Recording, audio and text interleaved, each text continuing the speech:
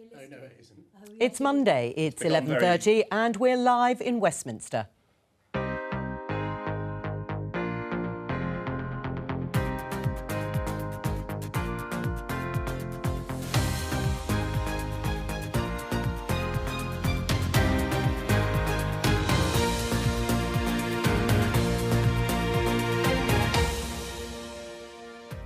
Joining me, Conservative MP Jake Berry, SNP MP John Nicolson, the national columnist Shona Craven, and Daily Telegraph Associate Editor Camilla Tominey. Today, how worried should we be about the new COVID variant? We shouldn't need another wake-up call. We should all be wide awake to the threat of this virus. We are nowhere near where we were when the last new variants came in last year. We'll hear from the Health Secretary later. First Minister Nicolas Sturgeon has been speaking after 6 cases are reported in Scotland. This presents potentially the most challenging development in the course of the pandemic for quite some time. Later on, she's giving her speech to the SNP's conference. We'll bring it to you live. And after this meeting about Channel crossings went ahead without Priti Patel, how are relations with France?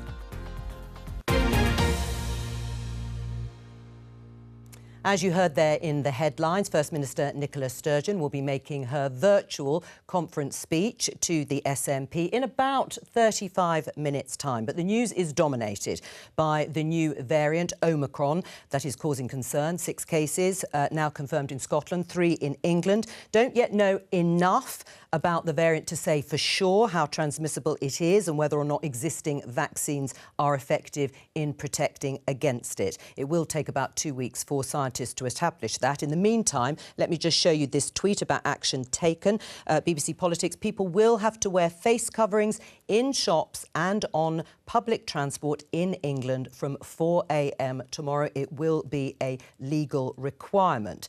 Now, Nicola Sturgeon will say in her conference speech that if people redouble their efforts, then further restrictions may not be necessary. She will say we will have a relatively normal Christmas. Is she right, John? Well, I hope she's right, but we just don't know at this stage, do we? Because there's so many unknowables about this new variant, and it's extremely worrying. But I welcome the fact that the Prime Minister has chosen to bring England into line with Scotland. I think it's incredibly important that people do all the things that we know that keep us safe, from hand washing to wearing masks and being very, very careful using public transport. And I very much hope that members of Parliament, Conservative members of Parliament, start wearing masks, because I've been mystified by their refusal to wear masks, because the staff have to wear masks to keep MPs safe. Why don't MPs wear masks to keep the staff safe? Jake? Well, I mean, I was wearing a mask when I arrived, but MPs, Conservative or not, are obeying the law of the land. And let's be really clear about this. This Omicron variant has been around for a while. In fact, it was first discovered in November. I don't recall Nicola Sturgeon or the SNP saying that COP26 shouldn't go ahead, a Vanity Fair in Glasgow that saw tens of thousands of people flying into Scotland, climate luminaries like Leonardo DiCaprio and the Beast from The Chase lecturing us about climate change. That still went ahead. No one was suggesting that that didn't go ahead. So actually, let's have a proportionate response. It may be that this cluster in Scotland, which we should be concerned about, was seeded into the UK by COP26. It's all very well to have the SNP conference online, but of course that went ahead. We should, as much as possible, be trying to have life as normal.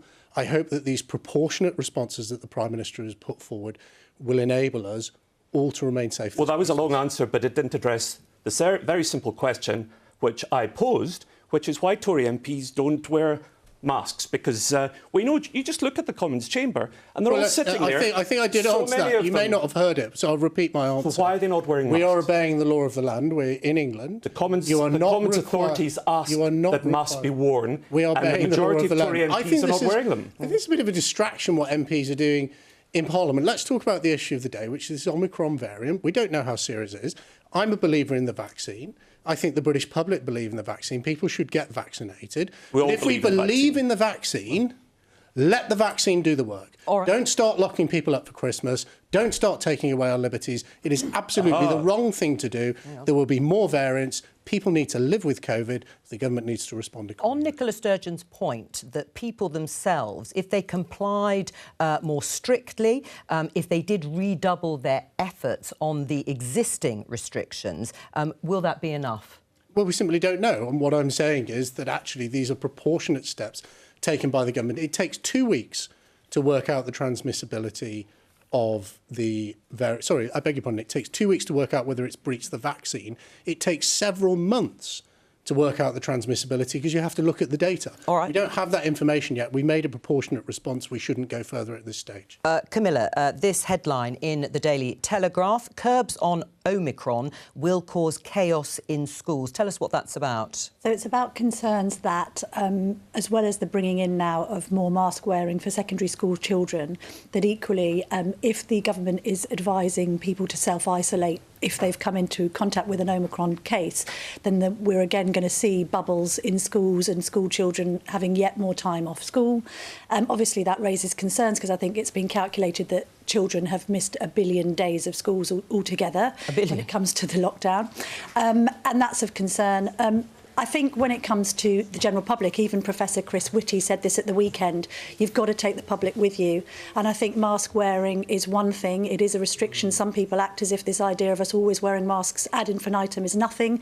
It is something. That's quite different, isn't it, to perhaps the introduction of a work-from-home diktat again, which is really going to cripple huge sectors of business when it comes to the busiest part of the year, which is Christmas. Right. I mean, Labour, I think, are calling for that now. In Scotland, that is the case. I know the wording is quite careful, John, but the case is that where possible and practicable, if that's the case, that you should work from home. That's right. That's what the rules in Scotland say. We've continued to wear masks. You have to wear masks in public transport. Children are wearing masks in school. And I think it's very important, to answer Jake's point, that politicians lead by example. Well, what are you doing here then?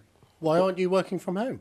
What are you doing in London? If you're leading by example and in Scotland, where possible you work from home, why aren't we talking to you down a Zoom link? Well, let me tell you, because the Leader of the House has refused to allow us to vote electronically. That's why. The Tory Leader of the House refuses to allow us to use the technology in place at the moment.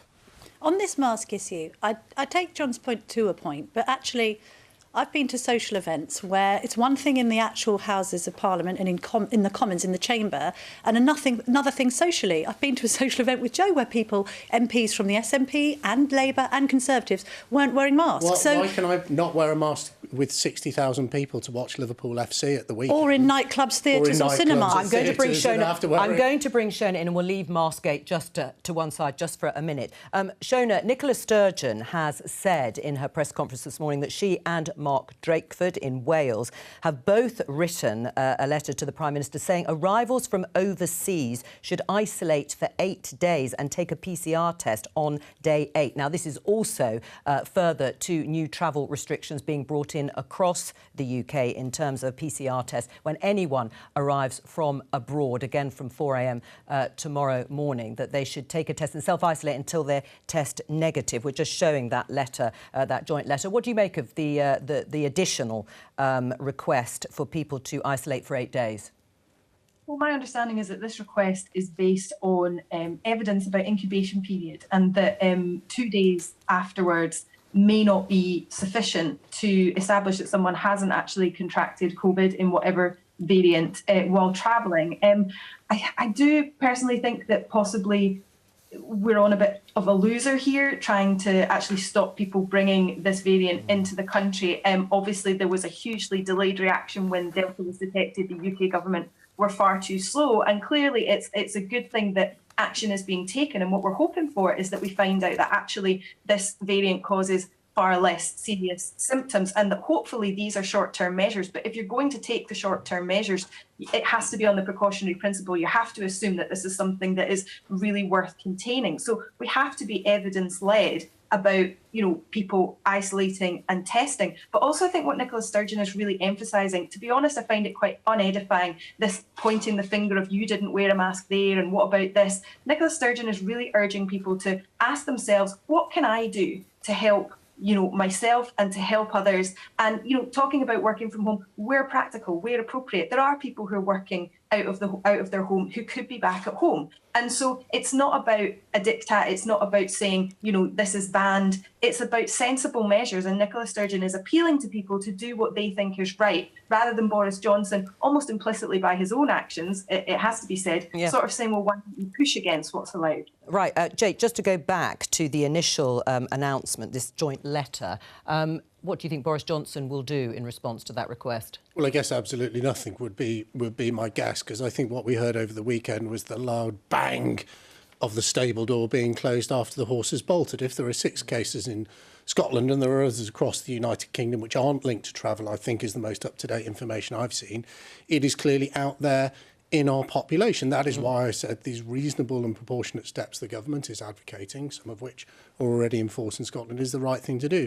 Look, we have to learn to live with COVID. All of my constituents in Rosendale and Darwin have made their mind up to back the vaccine, absolutely the right thing to do, to take proportionate steps like wearing a mask when required to do so, but to learn to live with COVID. And I think the government has to get into the same Vaccinations are the key. It is, but do you think the horse has bolted when it comes to this sort of toughening up of the restrictions even further on Well, travel? I hope not, but Jake's absolutely right to emphasise the vaccinations, because the vaccinations are absolutely vital. I've had my booster, and the degree of confidence that it gives you when you have it is significant, I think. And, of course, it protects not just yourself, but it protects your friends and family. Right, and we are expecting possibly an announcement this afternoon from the Joint Committee of Vaccination and Immunisation about extending the booster to all adults, and possibly secondary school children age will be able to have their second vaccine, all part of that. And there's the statement from Sajid Javid this afternoon. Let me just draw your attention to this headline as we move on in The Guardian. UK's double talk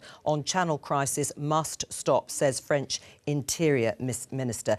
This is obviously following the situation in the English Channel and the numbers of people attempting that crossing in small boats trying to reach the UK. There was the tragic incident last week when 27 people died at sea trying to make that journey. Yesterday, European ministers met in Calais to discuss the situation. The Home Secretary, Priti Patel, was due to go to that meeting, but was then subsequently uninvited. The invitation was withdrawn. There's the interview in the paper with the Interior Minister in France saying he has good relations with his counterpart Priti Patel in private, but that the UK government says things that are very different as soon as there's a camera or they're in Parliament. Let's talk now to Sylvie Berman, the former French ambassador to the UK. She's in Paris. Hello to you. Sylvie, do you agree with what the French Interior Minister has said in the British press this morning? Do you think the British government has been treating France like a punch bag and a vassal? Well, I think France is, in particular since Brexit, very often the scapegoat for what is going wrong in the UK. I think, and that's what Gérald Darmanin said, our Interior Minister, he has good relations with Priti Patel, and they are talking every week and maybe more than that, and they are discussing, concrete solutions. But after that, there are other statements in public, but it's also the problem of the letter sent to Twitter by the Prime Minister, and that's the reason why she was disinvited. Of course, it's unfortunate, and we need to cooperate more with the UK, but most of the time, probably it's for domestic reasons. Right, but isn't it the case that French politicians do exactly the same, Sylvie? The foreign minister tore into Boris Johnson on live television as he accused him of being a populist and not taking responsibility for his actions. So isn't it fault on both sides? Well, I think it's clear that there is a blame game, but I think when we discuss serious matters, we don't say the contrary the day after, because what the president said is he had, after this tragedy, because it's a human tragedy, they had a good discussions. And then the day after or 2 days after, there was this letter in his Twitter. But Sylvie, people maybe. But what's wrong with the letter? What's in the letter that is offensive in any way? Well, first, you don't send a letter by tweets, because the president, he said so. I don't know, hasn't read it before. So, and the content is problematic also, because it has been said in the past and proposed in the past and already refused by France. And in particular, and based on our sovereignty, which is something which could be understood in the UK, but also the proposal to send back refugees to France, obviously unacceptable, because, well, it's you know perfectly in the UK what is the Dublin rules, and so we are not a country of origin, we are a country of transit. Okay. And so that's totally impossible. All right, Sylvie, stay with us, because I need to bring the other guests in. Just listening to that. Yeah. Jake, what do you think of what the Interior Minister has said, that there is this double speak? The tone and the manner of those conversations is presented in one way, and then there's this very hostile approach. Well, I think what we learned from the quote you've read out, there's a bit of sauce for the goose, there's sauce for the gander here, and you know that's what politics is largely about. But looking at the issue itself, looking at the issue itself, there's an appalling tragedy going on in the Channel at the moment. Let's be absolutely clear, there is no such thing as an asylum seeker coming from France. We are a third country, and in fact it is not unreasonable for the government to say actually people should be claiming asylum within the European Union. Right, but we're not part of the Dublin Agreement, are we, anymore? That would be a way of breaking down these appalling criminal gangs that are making tens of thousands of pounds from human misery, because as long as people believe that there is a route open from France to the UK, they will keep coming. And that is when we see the tragedy of children and adults dying in the Channel, and that is appalling. Wouldn't that be a good agreement to make, Sylvie, between France and the UK, based on, yes, what was tweeted out by Boris Johnson in the letter between him and Emmanuel Macron, this agreement to take back people who cross the Channel to the UK, or even better still, stopping them even making that crossing? Hang on. Oh. Sorry, I missed you at the beginning, but try again. Yes. First, I agree, we have to fight together against those gangs, but also with some European countries who were invited in Calais, because smugglers are also in these countries. This is the first point, and we should share more intelligence with the UK and cooperate with the UK. That is obvious. To take them back is not possible for many reasons, apart from Dublin rules.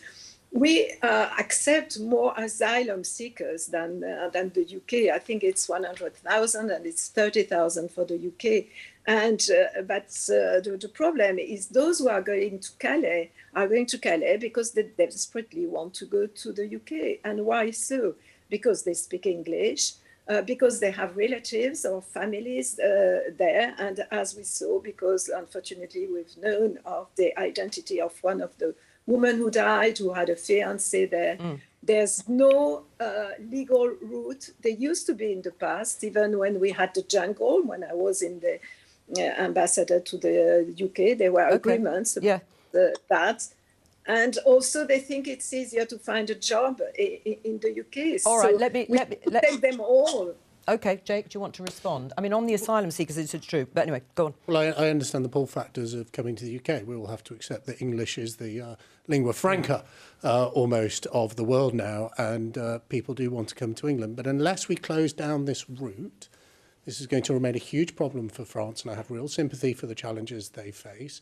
Unless we close down this route across the Channel, these pull factors are going to keep emboldening and enriching these vile gangs who are making a living from human misery. And I think both the British government and the French government needs to recognise that. And one way of breaking that chain is to return people to France. Now, it may be that France then sends them to Poland or to anywhere else in the European Union, which is the first safe country they arrived in, where under the Dublin Convention they are meant to claim asylum.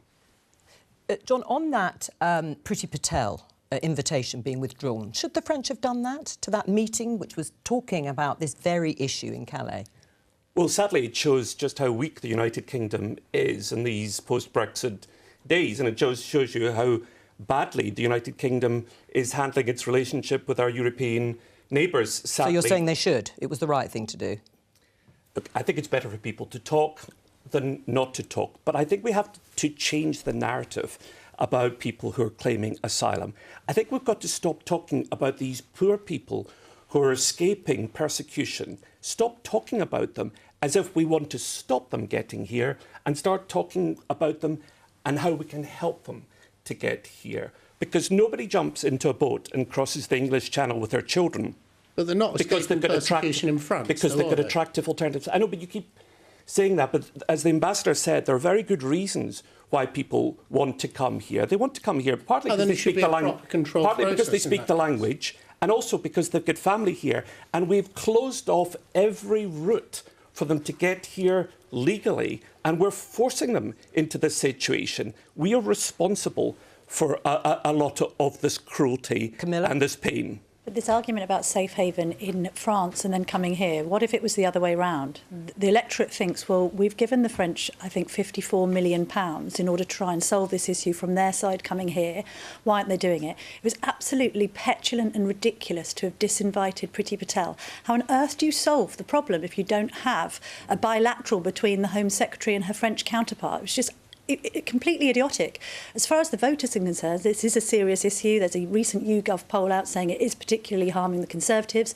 And actually, if you speak to MPs from the 2019 intake, amid all of the Sleazegate and other scandals, this is the one issue that people are mentioning on the doorstep. Shona?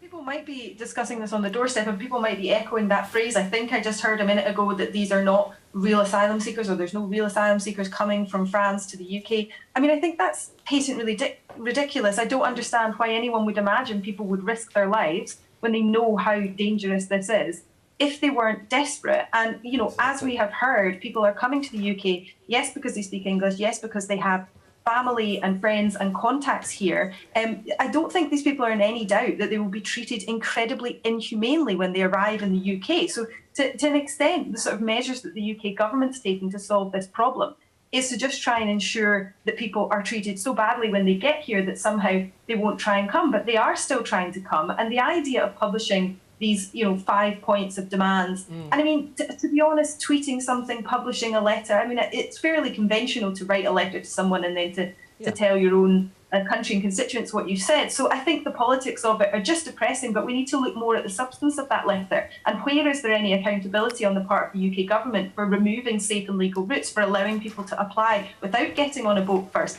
That's what's ridiculously missing, and that's what's being missed in this portraying it all. We've got these evil smuggling gangs. Well, what about the UK government's responsibility? It's all true. We only let in one Iranian through official route, and 3,187 got in by unofficial routes. And I don't agree that this is all that anyone's talking about on the doorsteps. No one has mentioned this. It was all that anyone's talking about. It is an important thing for people on the doorsteps. I haven't had a single person in my constituency mention this, and I was actually in a... Maybe you're probably... I was going to say, you're not that close to Dover. Right, so my constituency has taken more Syrians than any other in the country, and I was at a Syrian cafe on Saturday, and the Syrians who settled in my constituency are warmly welcomed. They play a very important role. They're opening businesses. It's interesting, though, that Priti Patel stood up in the Commons and actually said that Scottish councils weren't taking their fair share.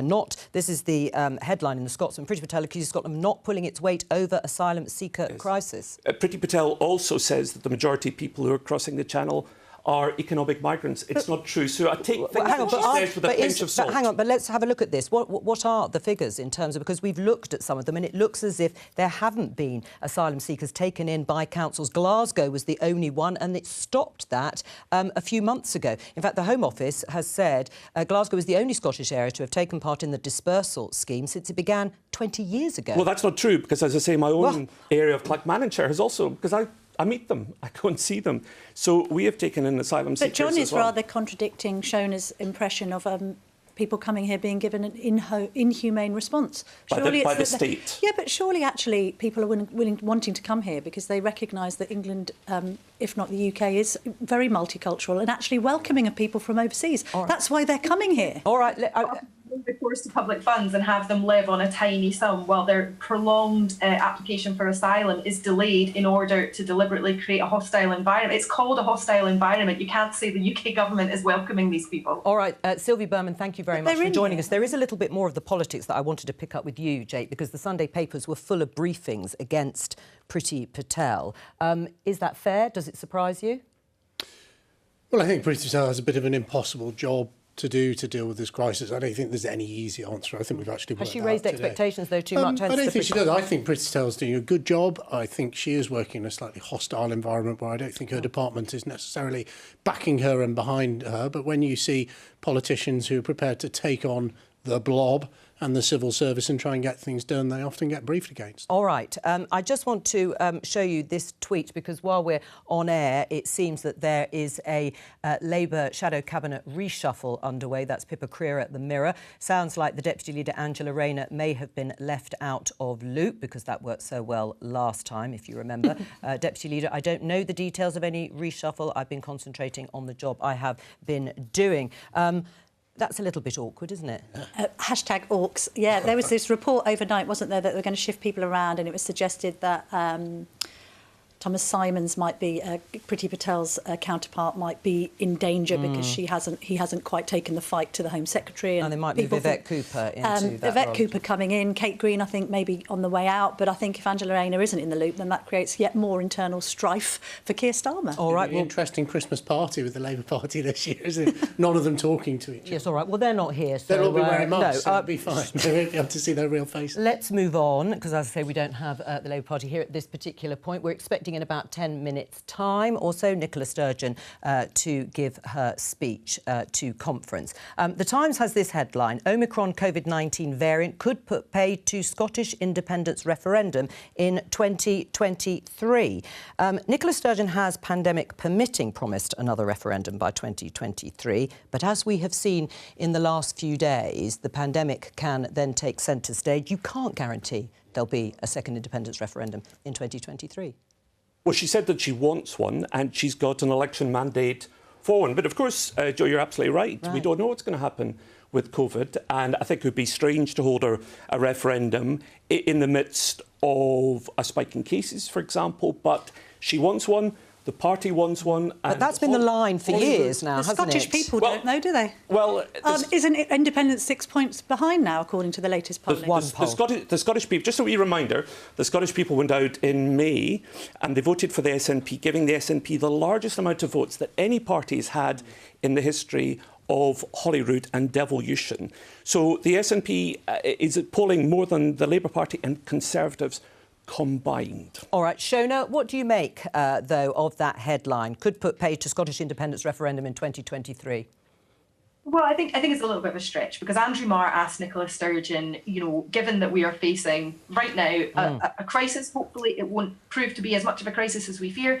He's saying, could this affect the plans? And Nicola Sturgeon's response was, well, I don't have a crystal ball. I'm not some kind of COVID fortune teller, and so I can't possibly say. And there are steps that need to be taken. There's a lot of questions to be raised about how those will pan out in terms of tabling legislation in Holyrood, which I think people are expecting early next year. But obviously, if when that's about to happen, something like this happens, there's a new variant, there are new concerns, then of course Nicola Sturgeon has to be seen and also has to prioritise the pandemic. She's spoken about the crisis phase. How long is a piece of string? How long is the crisis phase? That's all to be debated. But certainly in terms of conference today, she's obviously not going to be trying to set a date. She's probably not going to be setting out a roadmap. And there will be some of her own followers and people who just are pro-independence but not SNP who'll be disappointed in that. But I think when we look at today's headlines and when we see what's going on with the virus, it's very difficult to argue with the fact that she is putting this first. I don't think she is bluffing. I don't think she doesn't want this referendum in 2023. I do think she does want it.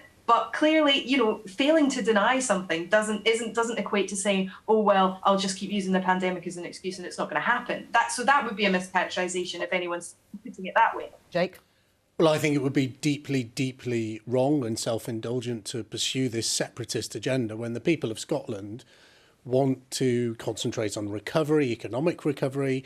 Actually, the majority of them, last time of asking, want to keep our United Kingdom together. I think it's the wrong thing for Scotland, it's the wrong thing for the UK, and it's definitely the wrong thing to prioritise as our nation recovers from the COVID pandemic.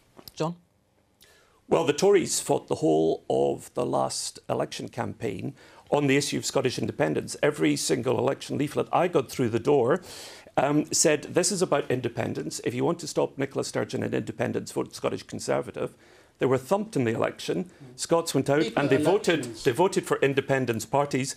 And of course, you remember Jake's Party hasn't won an election in Scotland since the People in 1950s. elections vote for all sorts of reasons.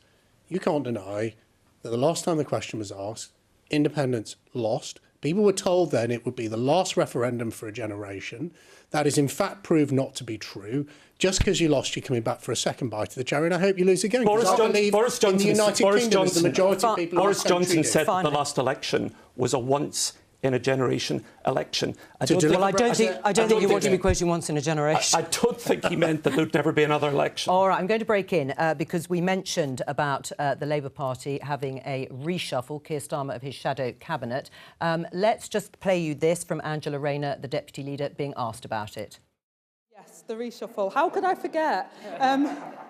Look, I don't know the details of any reshuffle. I've been concentrating on the job that I'm doing at hand, and I think that's really important. You know, the Labour Party, the challenge to us is to show that we're a government in waiting, and I think that's what the public expect of us.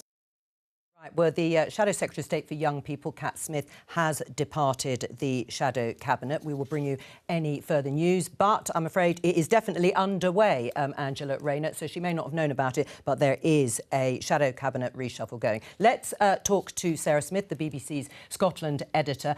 Sarah, perhaps you'd pick up on the headline about the OMICRON COVID-19 variant putting paid to Scottish independence referendum in 2023 on the back of that interview she gave to Andrew Marr yesterday. I don't know if we can put a date on it quite so specifically as that, but as you were just hearing, it's simply not possible to make preparations for another referendum, to introduce legislation to allow another referendum whilst we have got a pandemic going on like this and with a new level of seriousness. That just highlights the fact that Nicola Sturgeon's hands are tied. It wouldn't be sensible to move forward at this point, and it would be politically very damaging because her opponents would leap on it and say, you're selfishly putting your desire for independence ahead of looking after the country. I mean, this is a line that Nicola Sturgeon's opponents have used before, even when there wasn't a pandemic on. Anytime there was a push for independence, they would say you should be concentrating on what's happening today in Scotland, on the health service, on education, on any of the other problems in the country. And with a pandemic, she simply can't be seen to have any other focus. Now, we've got no idea at what point we will start to come out of this. And Nicola Sturgeon and the SNP have always been very clear. The end of the pandemic is not when there are no new cases. It's when we've left this particularly dangerous phase and things are starting to get back to normal. Then they can implement their plans to try and move forward for an independence referendum. It was a manifesto commitment to have it before the end of 2023. And she said that that's still very much her intention. There's just a limit to how much manoeuvrability she's got at the moment. But I think anyone who thinks that this is an excuse not to move towards having a referendum is wrong. That is absolutely what she wants to do. Yes. She just has to get the timing right. Right, and presumably that means her speech, coming up in a few minutes' time, is going to be dominated by her response in Scotland to this new variant. Yes, and she has her own take on that. A joint letter from her and the First Minister of Wales, Mark Drakeford, has already gone to the Prime Minister, asking him to call a COBRA committee meeting to talk about this and wanting to plan for further restrictions having to come in. She says in that letter that they think that there should be an 8-day isolation period for anybody coming in from abroad, that you should have to take a PCR test on day 2 and on day 8 and isolate until you get the result of that. They want to take a 4 nations approach because that's a sensible way of doing things across the United Kingdom. So they would like the UK government to move to that position. And they're also asking for a guarantee that there will be financial support available if devolved nations take a different move. So if the UK government will not go to an 8-day isolation period for travellers returning to the UK, and Scotland and or Wales decide to do that anyway, they want to be sure that there's a financial package there, that they're not tied financially to having to follow the same rules as England. Yes. And so that gives her a point of difference to talk about her in her speech. And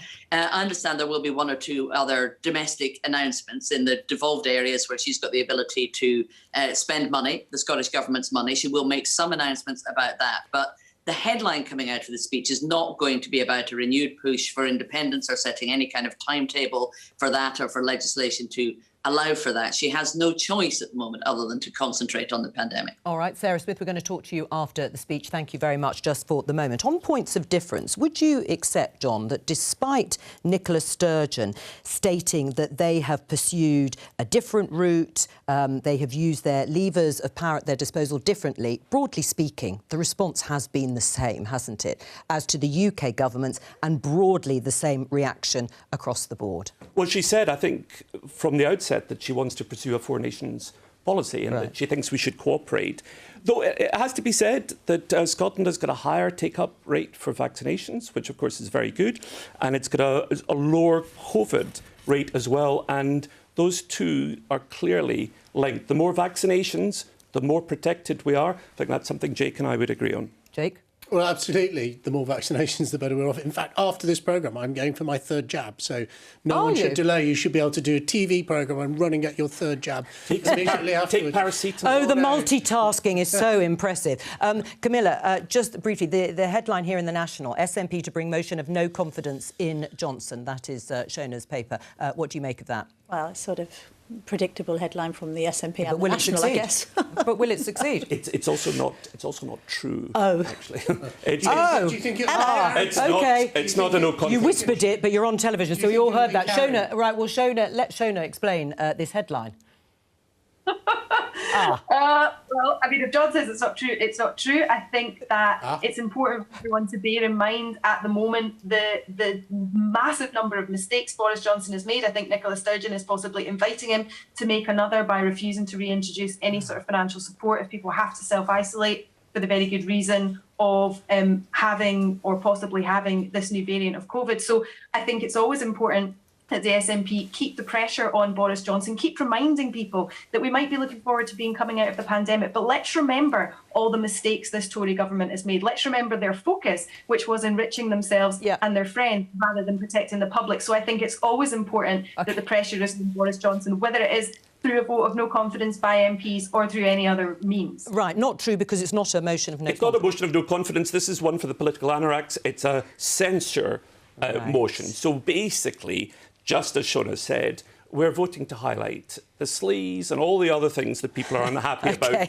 But we're not calling on him to resign immediately, not least because... well, Jake, are you reassured by that? Well, it just shows that actually separatism in all its form, whether it be in Wales or Scotland or anywhere else, is, I think it brings out the worst side of politics. And that's why I'm such a believer in the United Kingdom, because I think that's a point of unity. I think there's something we can unite around as four nations in a partnership of equals with respect. And I just think separatism, and you're seeing it. I mean, look, Conservative Party conferences are much more conservative in nature than many Tory MPs. SNP conferences are probably a bit more SNP than many other SNP MPs. But, the truth is that now is not the time to be driving points of division between our nation. We should be coming together to tackle this appalling disease. And the final point I'd make is, who would have thought that any politician would publish a letter after you just criticised Boris Johnson for doing it? Who would have thought that any politician would publish a letter like Nicolas Sturgeon and Mark Drakeford just did, rather than send it privately? Isn't that an awful thing to happen? Well, as far as I know, they did send it privately as well.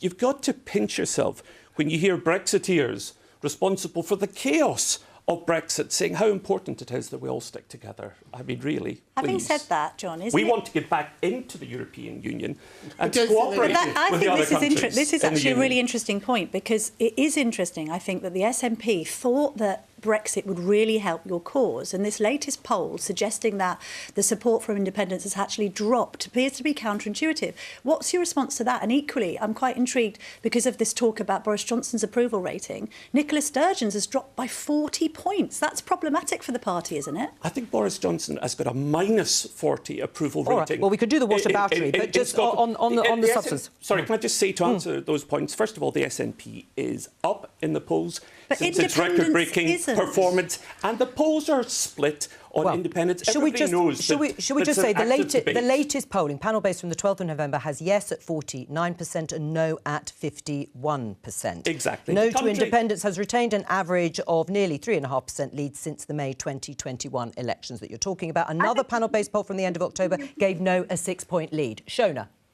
it's really important to highlight that the full impact of Brexit has not yet been felt. That is still to come. And also just a note of caution for any English Tories talking about separatism. That doesn't go down well in Scotland, where we are unhappy about being dragged out of the EU against our will and trying to look forward to a better future. All this idea of separatism. We were just talking about this crisis with people drowning in the English Channel, and the fact that the UK is no longer part of the EU is not helping there. So going on about all the evils of separatism while the Tories have dragged us out of the EU, it just doesn't play well. So like a word of advice, like that's not the line to take, because Scottish people, whether they are pro-independence or on the fence or even against independence, don't really appreciate being lectured by Tories on separatism, given everything. Exactly. Well, hang on, will you take that advice? No. Well, it's interesting. Well, at least give me the opportunity to respond. Well, will you? I mean, it doesn't play well. Well, it may not play well in Scotland, but it's what I happen to believe it's true. I proudly represent. But you believe in the union. You're trying to. And I think this desperation in the face of a COVID pandemic by the SNP to pursue a referendum, to pursue the separatist agenda, not just damages Scotland, actually. I think it's all very well to say we haven't seen the implications of Brexit. The implications of Sexit would be beyond comprehension, I believe. But, you know, it doesn't just damage Scotland, it damages our United Kingdom. And for my constituents who have friends and families and businesses that cross the border, the idea that you have a political party that is designed to break those bonds, I think doesn't play well anywhere in the United Kingdom, let alone whether it's separatism or not, Scotland, England, Wales or the Kingdom of Northern Ireland. Jake, you're entitled to that point of view, but you are a Democrat. So when parties go out and fight an election on a manifesto and they win, as a Democrat, you've got to respect that. And when you lose a referendum, which you say will be once in a generation, you should respect that mandate. We want a mandate to have a second referendum, and there's a reason you guys don't want a referendum. I'm going to cut in. Here is Nicola Sturgeon. SNP's annual conference, an occasion much enjoyed by party members across the country. Sadly, of course, we are meeting online again. Now, given current circumstances, this is sensible, but I really hope in spring we'll be together in person. Our debates and discussions, if not always the conference karaoke, are much better when we meet up, and I can't wait to see all of you again. Of course, being forced to take a political conference online is a mere inconvenience compared to the sacrifices made by so many over these past 2 years. Life today is much more normal than it was when I spoke to you a year ago. We have come so far, and while it has not been easy, a spirit of solidarity with and compassion for each other has helped us through. Now, as the emergence of the new OMICRON variant has reminded us, we must harness that spirit again as we prepare for a winter that might be tougher than most of us have ever experienced. In recent weeks, we have had much in Scotland to feel thankful for. Compared to many countries across Europe, COVID cases here have been stable. Indeed, they have been declining slightly. To be frank, that is a much better position than I had dared hope for a couple of months ago. But there are big and very real challenges ahead over the winter months. Cases are rising in countries all around us. We know that colder weather, forcing us indoors, coupled with festive socialising, will create increased opportunities for the virus to spread. And most seriously of all, the Omicron variant is causing profound concern here and across the world. So we must not drop our guard. This is a time to be more vigilant, not less. In the past few days, the new variant has led the Scottish Government to impose tighter restrictions again at our borders. A number of countries have been added to the travel red list. Travellers from these countries must go into managed quarantine. And we are asking all travellers, no matter where they are travelling from, to isolate until they get a negative result from a PCR test that they must do on day 2 after their arrival. We are also asking close contacts of any confirmed cases of Omicron to isolate. That none of this was even contemplated just a few days ago is a reminder, again, of how fast this virus can move and change. We must, all of us, therefore, redouble our efforts to stop it in its tracks. The good news is that we know how to do that. We have done it before. So today, before I talk to you about politics, I want to ask again for your help. Over these next weeks of winter, we need to pull together and look after each other. I promise that the government will do our job. That means getting all of you who are eligible vaccinated with boosters as fast as possible. Thanks to teams across the country, Scotland is already the most vaccinated part of the UK, but we will not let up. Instead, we are working to speed up. And while I still hope this will not be necessary, if difficult decisions do need to be made to keep us safe, we will not shy away from taking them. Steering the country through this winter is my priority. It is my duty. But no government can fight a virus alone. We all need to play our part. That was true before the detection of Omicron, and it is even more so now. If all of us increase our compliance with the protections already in place, we will help slow transmission. So I'm asking everyone to please take the time now to think afresh about the basic steps you can take to keep yourself, your loved ones and the country safe. Wear a face covering in indoor public places. Keep following hygiene advice. Wash your hands and surfaces. Open windows if you have people round. Ventilation really helps. Work from home if possible. And please, please, if you haven't done so already, get every dose of vaccine you are eligible for, including flu. I know there is a concern that the vaccines might be less effective against Omicron than against other variants. We don't know yet if that's the case.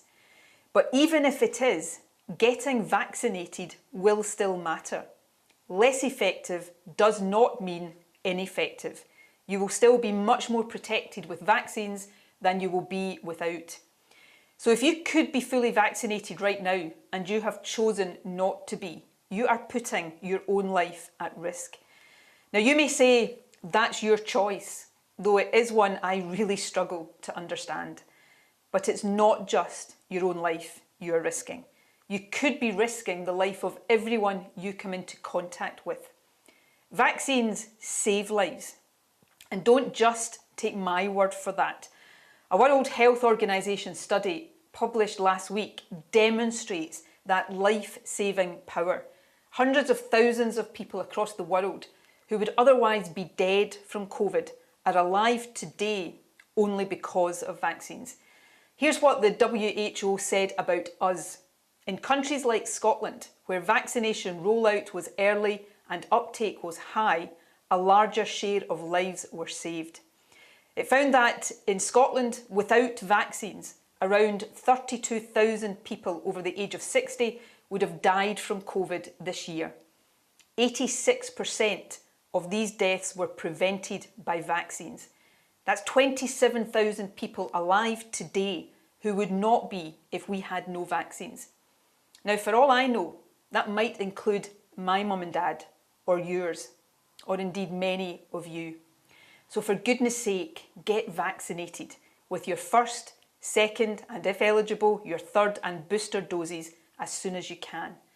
If you don't do it for your own sake, though you really should, do it for those you love.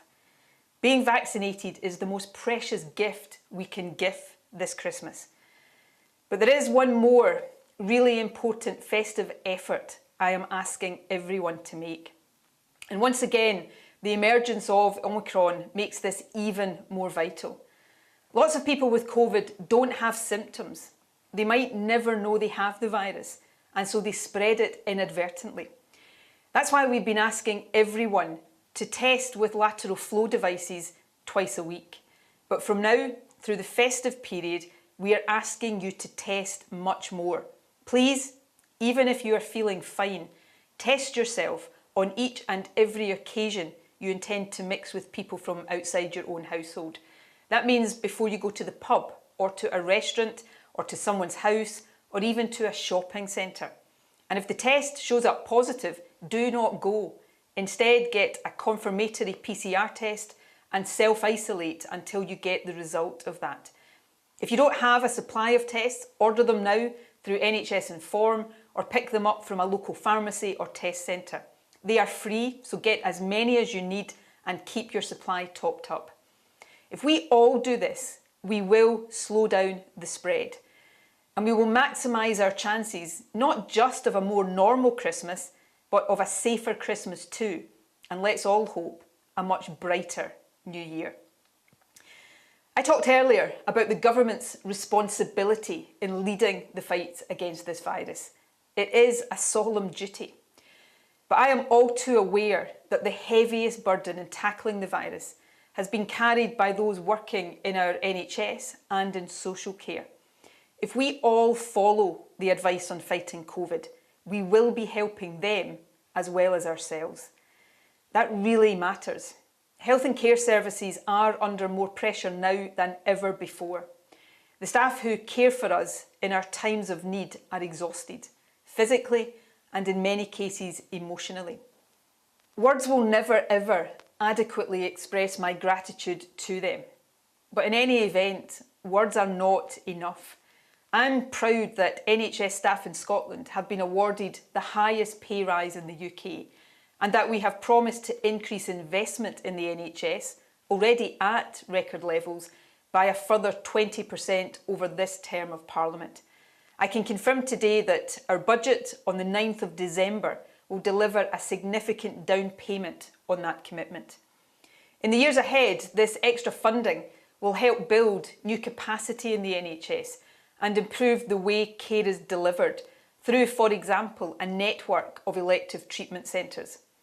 And at the heart of our plans for reform is the establishment of a national care service. Just as the National Health Service became in the aftermath of the Second World War, this new National Care Service, if we get it right, as we must, will be a fitting legacy from the trauma of COVID. So our plans to build and secure a sustainable future for our health and care services are bold and rightly so. And to help right now, we have committed an additional £300 million for winter support. This money is supporting the immediate recruitment of 1,000 extra NHS workers. It is helping increase the pay of social care staff, giving those earning the living wage a rise of over 5%.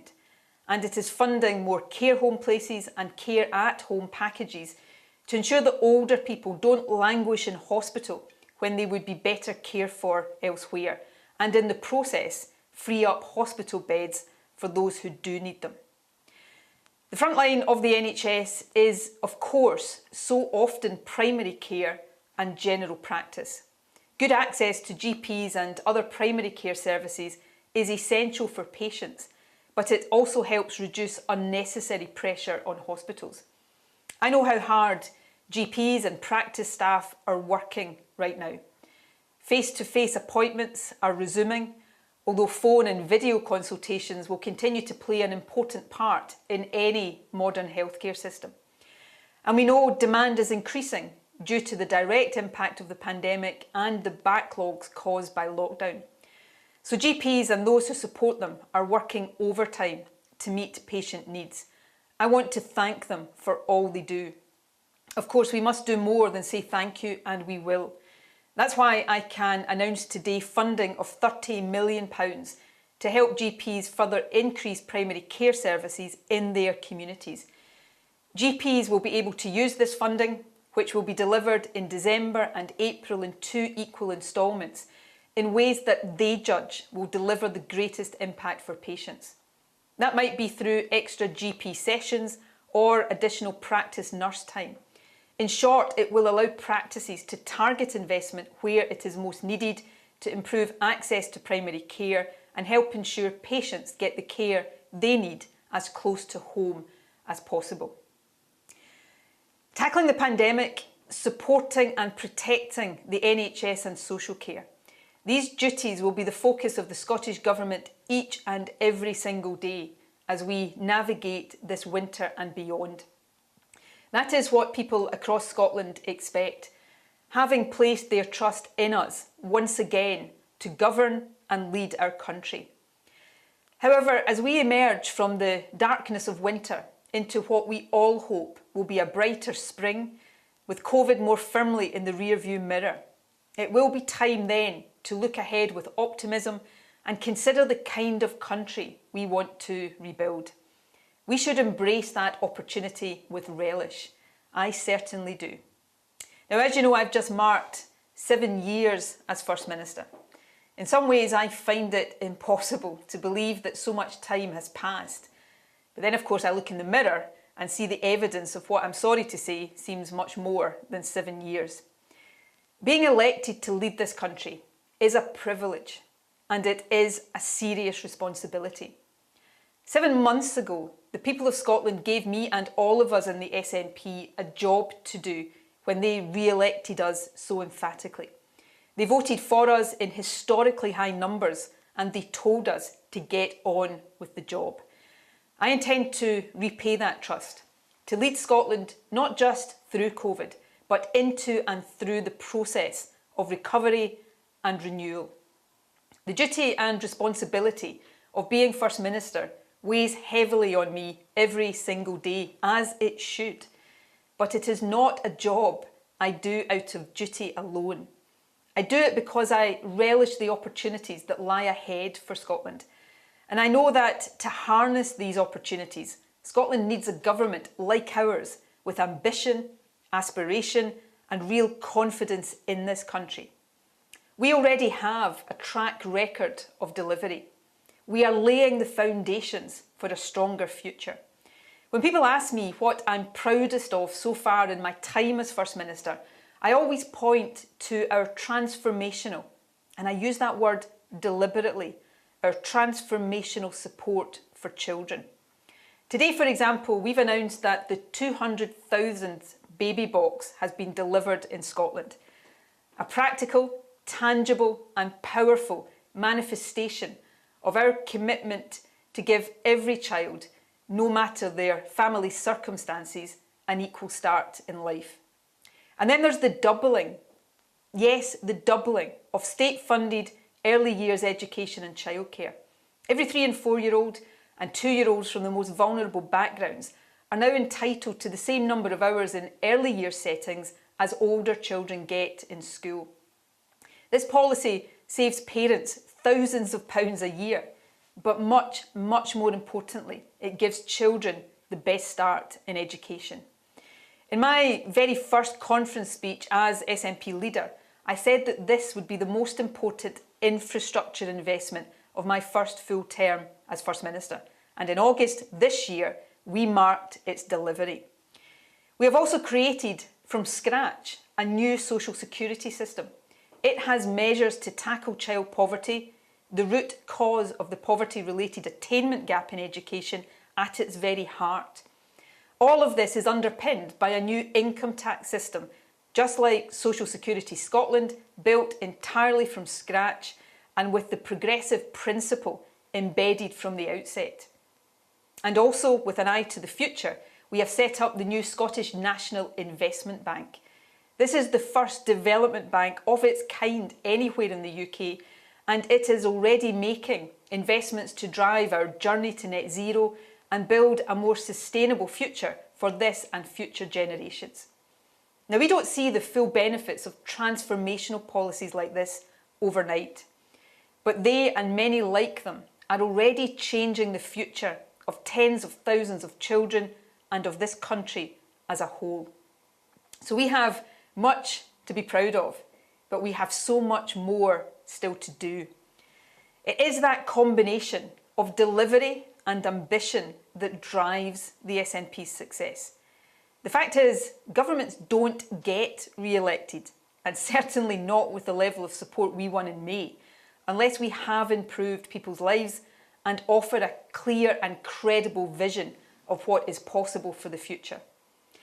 Most of our opponents seem utterly incapable of accepting the basic point that our success is hard-earned.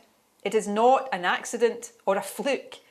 So they end up dismissing as irrelevant the choices voters have made.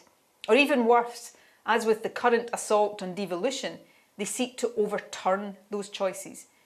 They act like they think the ambitions of people across Scotland have got out of hand and need to be reined in by those who know better. The SNP will not let that happen. We're not here to see the aspirations of people in Scotland reined in or diminished. We want to raise those ambitions ever higher. We dedicate ourselves to that every day. And we recognise that working with others who also want to move Scotland forward will help us all achieve more. That's why we struck a cooperation agreement with the Scottish Green Party. Putting our differences aside to cooperate where we agree won't always be comfortable, either for us or the Greens, but it is not meant to be. Forcing each other out of our comfort zones so we can raise the bar of achievement higher is the whole point. In my view, this kind of collaborative working is exactly what most people want. But given the challenges all countries face, it is also what we need. Scotland is about to enter a new world, a world of possibility, but also of urgency. I hope soon a post-pandemic world, and certainly a world we must adapt to ensure that our planet remains habitable in the years, decades and centuries to come. We can't escape these challenges, and nor should we want to. Inherent in them are massive opportunities just waiting to be grasped. The big question for Scotland is how we best equip ourselves to do this and ensure that the ambitions of all those who live here can be realised in this new world. These ambitions are not unreasonable, nor are they out of reach. A higher standard of living, good jobs for the future, a clean environment, better health, sustainable public services, and for Scotland as a whole, the ability to harness our vast resources in line with our own priorities and values and contribute as an equal partner to building a better world. To meet those ambitions in this new world, we must lay secure foundations on which a better country can be built. That is what the SNP is endeavouring to do. In this task, we are working in partnership as far as we can. But this current Westminster government is not a willing partner. Instead of helping to lay those foundations, it is undermining them. And let us be clear about this.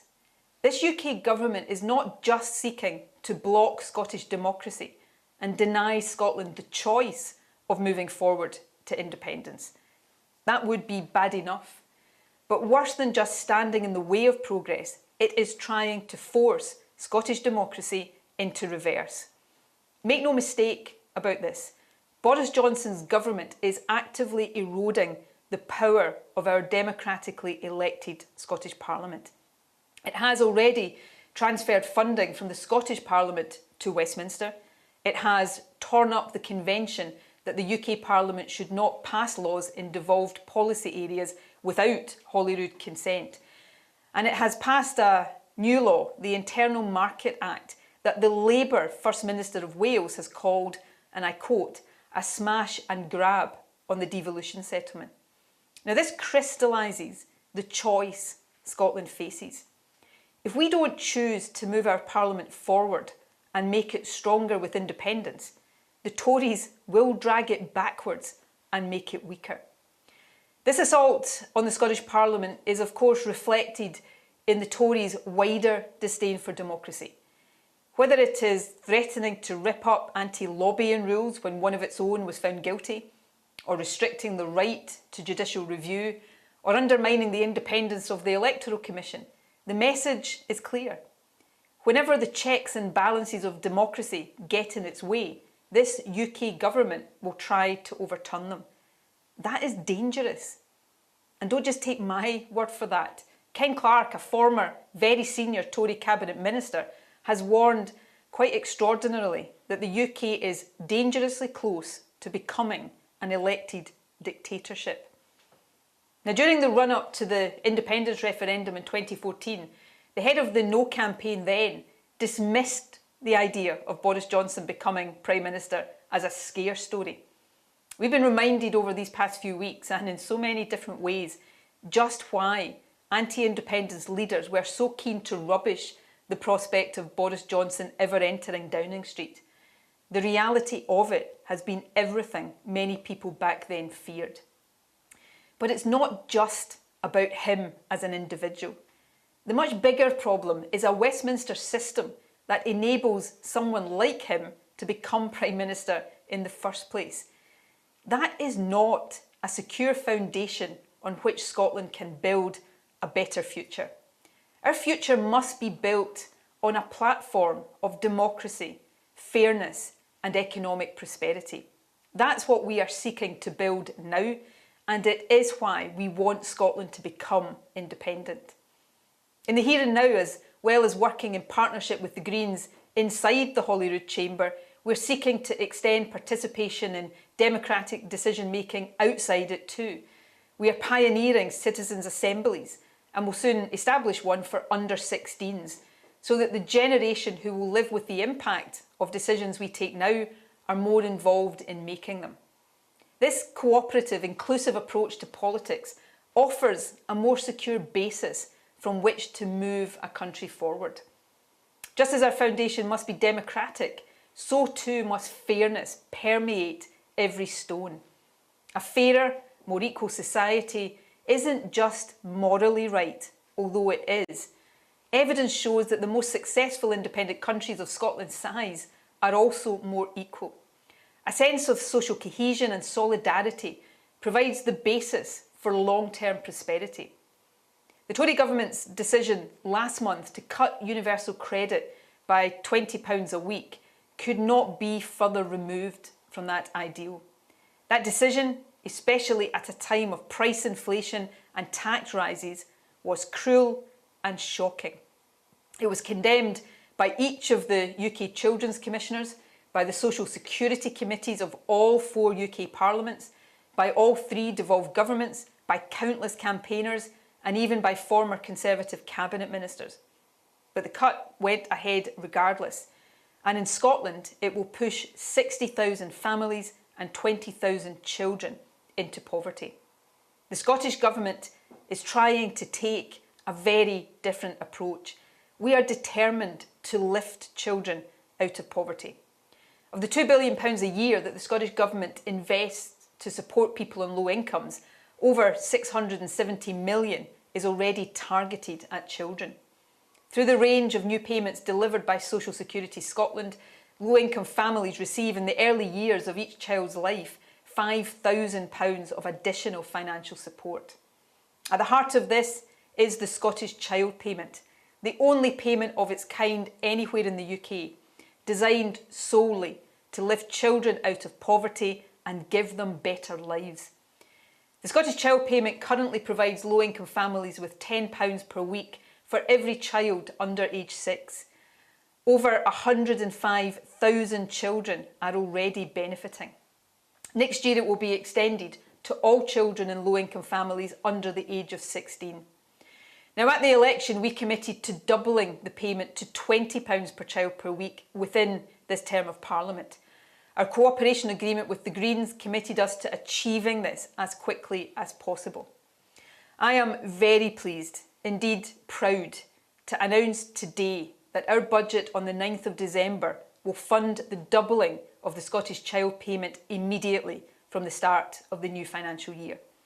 The Scottish Child Payment will increase to £20 per child per week, 4 times the amount originally demanded by campaigners from April. That means the double payments will reach over 100,000 children under age 6 in just 4 months' time. And when we extend the Scottish Child Payment to all under 16s at the end of next year, over 400,000 children and their families will be eligible. This is, without doubt, the boldest and most ambitious anti-poverty measure anywhere in the UK. Now, delivering it isn't easy. It will involve hard choices elsewhere in our budget. But it is a choice that we in the SNP, in partnership with the Greens, are opting to make. Poverty scars too many childhoods. It deprives too many children of the chance to make the most of their education and enjoy life to the full. And it robs our country of far too much potential.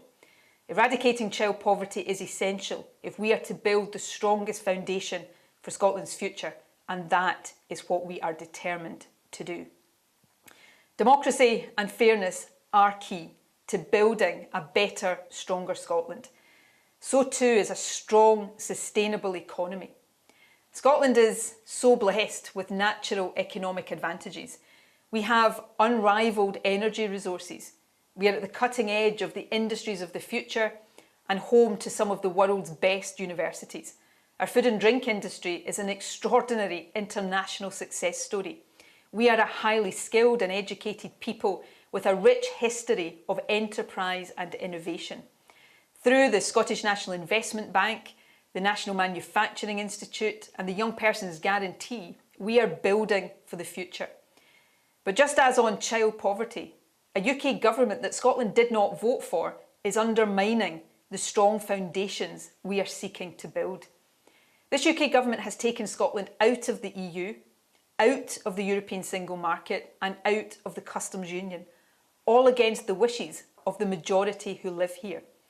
The Brexit it has imposed upon us is already damaging our economy and restricting opportunities for our young people. All of that is bad enough, but there may well be much worse to come. The Tories appear to have embarked on permanent conflict with the European Union. Instead of building bridges, they are burning them. They are threatening to rip up the withdrawal agreement that Boris Johnson himself hailed as fantastic and oven ready. And in so doing, they risk a trade dispute with the EU that will set back our recovery from the pandemic and do untold damage to our economy. Now, this might suit a Tory party that sees EU bashing as a vote winner, but it would be a disaster for Scotland. Years or even decades of arguments with the EU is a recipe for instability and economic weakness. In the post-pandemic world, we will need more cooperation between independent countries, not less. And the only way for Scotland to build those relationships on a secure basis is through independence. Now, nowhere is cooperation more essential than in tackling the climate emergency. As a rich, developed nation, Scotland shares a responsibility for a climate crisis which is already wreaking havoc in some parts of the world. Just as we have helped cause the problem, Scotland has a moral duty to be part of the solution. And whether independent or not, Scotland with an SNP government will always show leadership on this most pressing of issues. That means leading by example, which we did and were recognised as doing throughout COP26. It means making the investments needed for our transition to net zero. Our forthcoming budget will set out the next steps we intend to take. It demands accelerating our move away from fossil fuels, but doing so in a fair way which protects the livelihoods of those working in oil and gas and secures a low-carbon energy supply. That's why we are establishing the North East Just Transition Fund.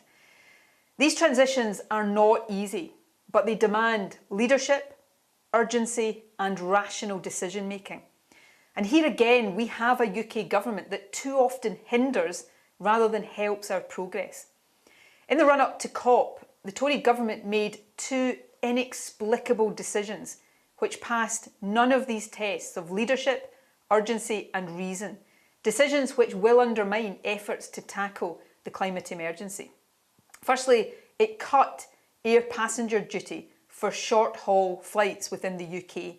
And second, it refused to give priority backing to the obvious site in the northeast of Scotland for carbon capture and storage. This is a decision that will cost Scotland jobs and make our journey to net zero even more difficult. It should be reversed. But we should not be reduced to pleading with a UK government to do the right thing. With independence, we won't have to. Friends, my task as First Minister, above all, is to do whatever I can to keep Scotland safe. That is my first duty, and during this pandemic, it is the heaviest duty imaginable. I will always seek to discharge my responsibilities as First Minister with energy and commitment and to the very best of my ability. But keeping a country safe is not just about the short term. it is also about building the strongest possible foundation on which to build our future. I defy anyone to look at the broken, corrupt, self-serving Westminster system that we are currently part of and conclude that it provides a secure basis for the future of Scotland. So I would not be discharging my duty to the people of Scotland if I did not seek to keep the promise on which we were elected, to offer the people of Scotland the choice of a better future through independence. Next year, COVID permitting, as we emerge from winter into spring, the campaign to persuade a majority of people in Scotland that our future will be more secure as an independent nation will resume in earnest. In the course of next year, I will initiate the process necessary to enable a referendum before the end of 2023. And just as importantly, our party will set out afresh the positive case for independence. We will outline the opportunities and advantages that independence will open up. The opportunity to repair the damage of COVID, including the fiscal challenges it has created for all countries, in a way that aligns with our values and priorities as a nation. To use our financial and human resources to tackle poverty and give young people a better life. To use our vast natural resources to help safeguard our planet and secure green jobs for the future. And to rejoin the European family of nations so that we can expand, not narrow, our horizons and grow our trade across the whole of the continent. We will also be candid about the challenges the transition to independence will present and set out clearly how we can and will overcome these. And then, friends, we will ask the people to decide. Now, what the UK government's response to this will be is not up to me, but my message to the Prime Minister is this. If you have any respect at all for democracy, and if you have any confidence whatsoever in your argument against independence, you too will let the people decide. Friends, let us make our case with confidence and with optimism. Often in Scotland, we talk about becoming independent as if it's something unusual, something that no country has ever done. The reality, of course, is very different. In the last 60 years or so, more than 100 countries have become independent. Very few, if any, of them have the resources and the advantages of Scotland. The fact is, independence is the normal state of affairs for countries the world over. The self-government it encapsulates is the building block for the progressive internationalism that we stand for. And for countries of Scotland's size, the simple truth is this: independence works. Our neighbours across northwest Europe are all wealthier than the UK, more equal than the UK, and have lower levels of poverty than the UK. With all the resources and talents we have available to us, I simply do not believe that Scotland can't match, perhaps even surpass, the success of Denmark, Norway, Ireland, Austria, and the many other prosperous independent countries that are all around us. I do believe, more than ever in this new world we are facing, that the best way to secure a better Scotland is to take our future into our own hands. An independent Scotland will be an outward-looking, welcoming nation, a country that celebrates diversity and works with others to shape a better world. We'll be a partner with our closest friends in the rest of the UK and an EU member committed to the values of equality, democracy and human dignity. For people today and for generations to come, that is a future worth standing up for. It is a future worth campaigning for, and it is a future worth winning. So let us put our shoulders to the wheel of winning and building that better independent Scotland. Thank you. Nicola Sturgeon there, First Minister of Scotland, ending her virtual conference speech to the SNP, ending it talking about the virtues of independence. But of course, the first part of her speech, unsurprisingly, was dedicated to the Scottish Government's response to this new COVID variant, OMICRON, and Nicola Sturgeon restating what she has said already today and over the last couple of days, that people need to do their bit, asking for help, for people to pull together. If everyone, she says, increases the compliance, there's a better chance of slowing down the variant. She restated the restrictions and asked people to be more vigilant, not less. She made a few financial announcements around spending on health in Scotland and also a new child payment, and that's before she went on to talk about independence. John Nicolson, SNP MP, is still with us. Let's just go to that independence question, John, because she said, I will initiate the process necessary to enable a referendum before the end of 2023. Hardly rousing stuff for those who have been waiting for independence and a second referendum, your colleagues and supporters, for so long. You can understand their frustration. Well, I do. People are frustrated. People join the SNP because they're desperate to see Scotland become independent and rejoin the European Union. And now they're going to get an initiated process in, well, before, obviously, 2023, but in order to have a referendum before the end of 2023, and that's COVID permitting. One of the things people like about Nicola Sturgeon is she's calm, isn't she? She's not shouting freedom from the podium. She pursues her arguments in a very measured way. I assume this means that she's going to introduce legislation at Holyrood. She has a manifesto commitment and she won a stonking great election victory in May on a promise to have an independence referendum by 2023. She's going to honour that. And when Holyrood votes for an independence referendum, the Conservatives have then got to work out what they're going to do. Now, of course, they don't want a referendum because they think they're going to lose it. But they have to honour Scottish democracy. And if Holyrood, the Scottish Parliament, votes for a referendum, how can they say no? Well, what's interesting, though, is that frustration that I talked about is characterised in Alex Neil, the former Scottish Cabinet Minister, who said over the past weekend the SNP was showing no sign of original thinking or hard work to achieve independence. It's not enough just to shout independence, independence, independence. We've got to put flesh on the bones of the argument. Do you accept that's not been happening? No, I don't. There's a lot of work going on at the moment. What is it? Where's the evidence for that? A million newspapers are going round doors in Scotland at the moment, putting out the arguments for Scottish independence. That's a huge engagement with the population. OK, well, what are the answers to the questions on the currency, on economic policy, the oil and gas industry and our trading relationships, which Alex Neil refers to?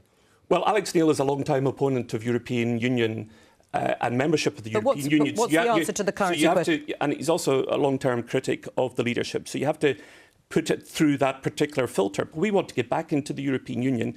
As we've said, one of the things I was interested as well that she mentioned was the North East Transition Fund. Now, she's going to invest heavily in the North East. That's the Aberdeen area, which has relied heavily on oil and, of course, will suffer as Scotland transitions from an oil economy into a new economy, because we've got the largest wind reserves and tidal reserves in Europe, and that is the future for the Scottish economy. But not everyone in the SNP agrees with that either. Fergus Ewing, as you know, wrote that actually that transition is going to be very important. You can't stop the oil and gas exploration because Scotland wouldn't be able to afford to do so, and the number of jobs lost would be catastrophic in his mind. And it's not in our power, but we cannot continue to say that we're going to extract oil indefinitely. Clearly, in the aftermath of COP26, we've got to move on from an oil economy, and the world appreciates that. Right, but on independence, I mean, Jim Sillars, former deputy leader of the SNP, said nothing of substance on Scottish independence was being done by the SNP. Can you point to anything in that speech we've just had from Nicola Sturgeon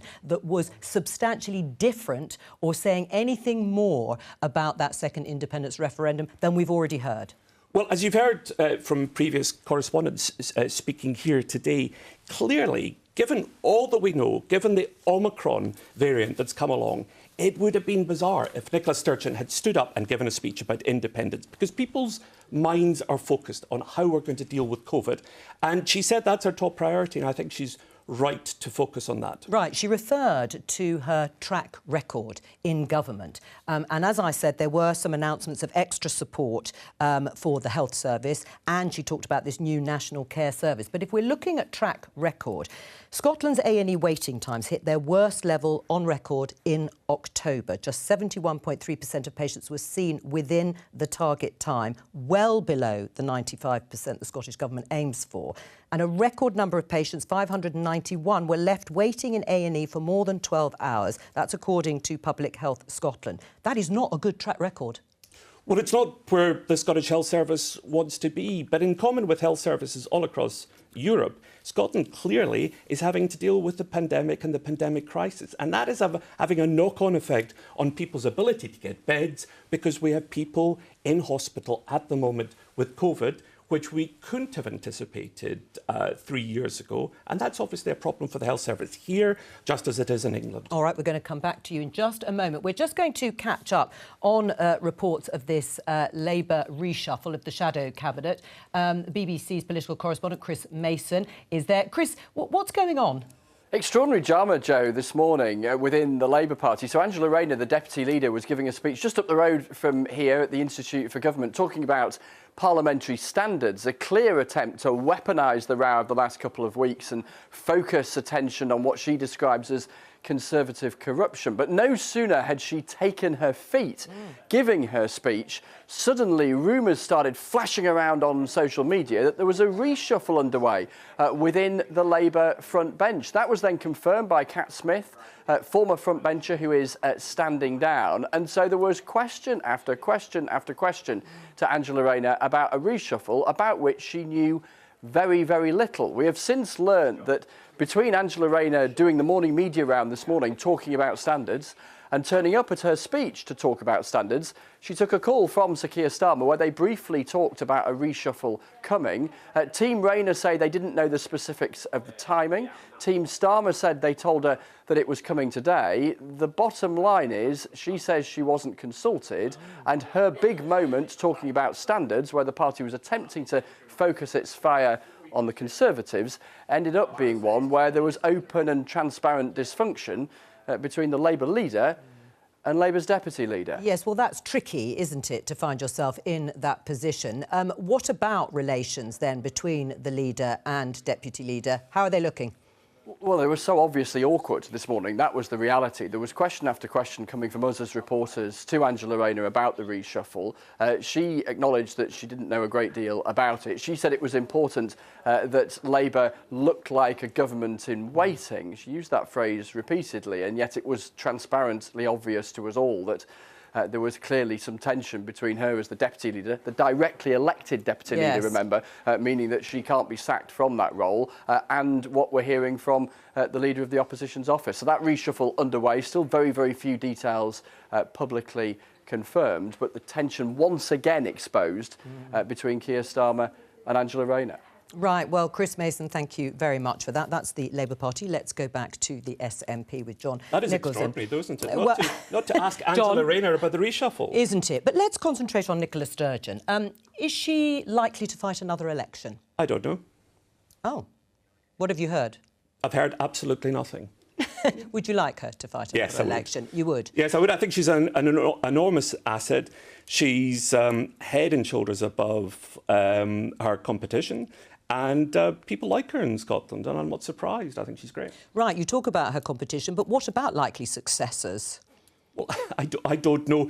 I did notice that Laura Kuenssberg, BBC's political editor, said that in the tea rooms, that's all SNP MPs are talking about. I put words in her mouth. It's not true. I've not had a single conversation with any other MP about a successor. Now, I remember when I used to do your job, and sometimes MPs said that, and I knew it wasn't true because I knew there was talk of succession. In this case, I can assure you it's not happening. Right, but actually, isn't it normal to talk about succession? Surely MPs do think about the future, particularly if there is going to be this process of enabling a second independence referendum. One would expect MPs to talk about it. First of all, she's just won a stonking great victory in May. Of course, I'm sure MPs talk to their pals on the phone and say, I'd love to be the leader. So people are talking. What am I... Well, but I'm not party to those conversations. It's only human nature that sometimes people do.